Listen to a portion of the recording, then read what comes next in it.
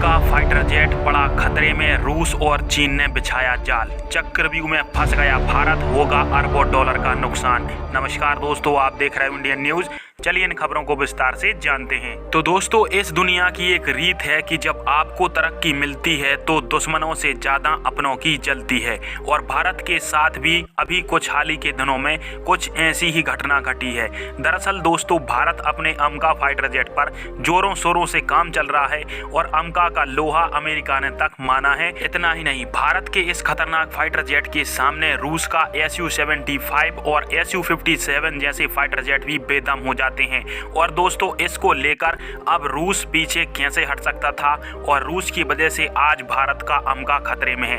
दरअसल दोस्तों, रूस ने चीन के साथ हाथ मिला लिया, इसके साथ ही पाकिस्तान के साथ भी रूस की नजदीकियां बढ़ती जा रही हैं। और रूस का एक ही मकसद है कि भारत को अपने खुद के 5th जनरेशन के फाइटर जेट को बनाने से रोका जाए। और रूस भारत पर डायरेक्ट प्रेशर भी नहीं बना सकता कि आप अमका फाइटर जेट मत बनाओ, इसलिए रूस ने अब दूसरा रास्ता अपनाया है।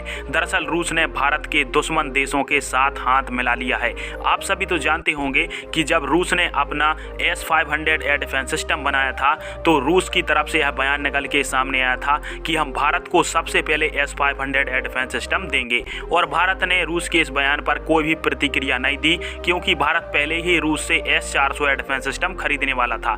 परंतु रूस को यह चाहिए कि भारत उससे S-500 एयर डिफेंस सिस्टम दे, जबकि भारत ने S-500 की तरफ अपनी कोई भी रुचि जाहिर नहीं की थी। और इसको लेकर अब रूस ने अपना एक नया हथकंडा अपनाया है। दरअसल रूस की तरफ से अभी हाल ही के दिनों में यह बयान निकल के सामने आया है कि चाइना ने हमारे S-500 एयर डिफेंस सिस्टम में काफी ज्यादा दिलचस्पी दिखाई है और रूस अब चाइना को S-500 एयर डिफेंस सिस्टम देगा। और दोस्तों, ये इनडायरेक्टली भारत पर प्रेशर बनाया जा रहा है कि Bharat S-500 air defence system खरीदे, नहीं तो हम चीन को S-500 एयर डिफेंस सिस्टम दे देंगे। और रूस यह भली भांति जानता है कि यदि चाइना को S-500 एयर डिफेंस सिस्टम दिया जाएगा तो भारत ऑटोमेटिकली रूस से S-500 एयर डिफेंस सिस्टम खरीदेगा। और यदि रूस चाइना को S-500 एयर डिफेंस सिस्टम दे देगा तो फिर भारत को अरबों डॉलर का नुकसान हो जाएगा, क्योंकि जो रूस से भारत हाल ही में S-400 एयर डिफेंस सिस्टम लेने वाला है उसकी एक यूनिट की अकेली प्राइस 7,500 करोड़ रुपए है, जबकि S-500 एयर डिफेंस सिस्टम की जो प्राइस है